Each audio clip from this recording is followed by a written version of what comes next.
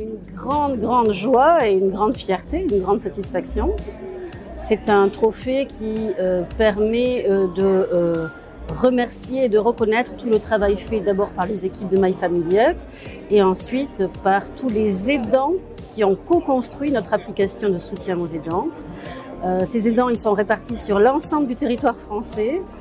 Nous les avons filmés à plusieurs reprises. Vous trouverez leurs vidéos sur les réseaux sociaux. Chacun explique ses motivations à participer à cette recherche et à construire une application qui réponde à leurs besoins.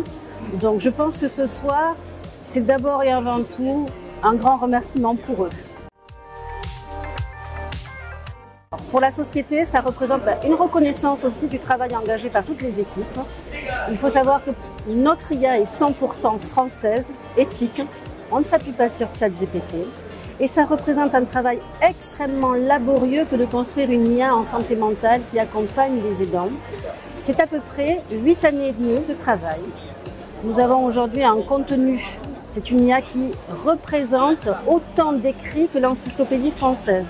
On a plus de 200 000 profils dans la machine. On a du contenu rédigé, personnalisé. Donc vous imaginez le travail des équipes derrière qui se sont mobilisées et qui l'ont fait d'arrache-pied parce que cette application Mon Repère Aidant, nous l'avons faite au cours des 2 dernières années. Après, c'est une post-Covid. Bien évidemment qu'elle s'appuie sur tout le travail que nous avons appris à faire avant avec d'autres IA. Alors, d'abord et avant tout, parce qu'il y a une reconnaissance et une retombée médiatique, bien évidemment, donc au niveau international. Il nous fallait faire connaître le projet déjà auprès des acteurs majeurs de la silver economy qui nous connaissent et qui vont porter ensuite notre message auprès du end user. Donc, d'abord et avant tout, de la reconnaissance, on va dire, médiatique. Le point de départ de ce projet, en 2021, post-Covid, une grande enquête nationale auprès des aidants de personnes âgées pour leur demander c'était quoi pour eux, après la Covid et les confinements successifs, une aide aux aidants.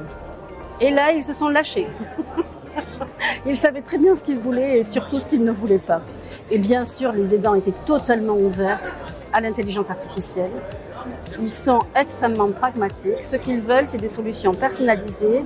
Et ils nous ont dit en avoir un petit peu marre de lire des choses très généralistes sur le net. Alors, ils sont utilisateurs du net et ils auraient aimé trouver des solutions un peu plus affinées et personnalisées à leur cas précis.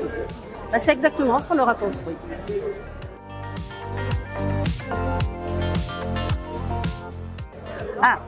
Les prochaines étapes, donc très grandes et très ambitieuses. Parce que ce qu'il faut savoir, c'est que Mon Repère Aidant, l'application, est le premier volet, c'est la version applicative d'un programme très ambitieux de recherche et de développement qui va nous placer dans le top 3 mondial de la recherche mondiale en matière de détection des états émotionnels à risque dans la voix au travers de la prosodie et de la sémantique.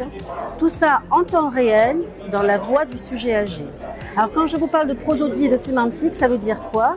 Ça veut dire que la façon dont on dit les choses, le chant de la voix, est tout aussi important que ce qu'on dit, le choix des mots. Écoutez, de continuer à avoir autant d'adhérents qui participent à notre projet et qui continuent à s'investir pour construire des IA qui leur conviennent, parce que ça c'est le plus important.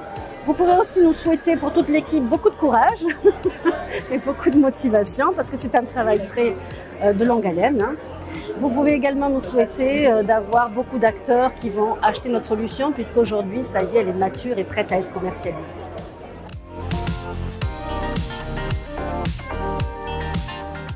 Ne pas hésiter à se présenter, à travailler son projet.